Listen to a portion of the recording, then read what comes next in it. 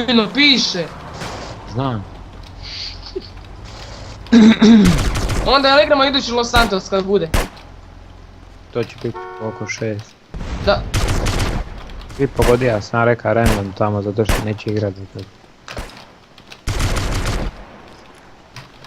Najnovi ide po pivu.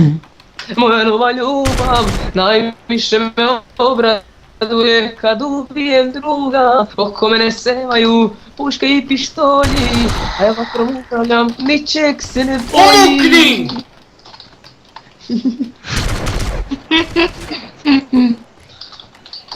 A ja vatrom upravljam, ničeg se ne bojim. Vode.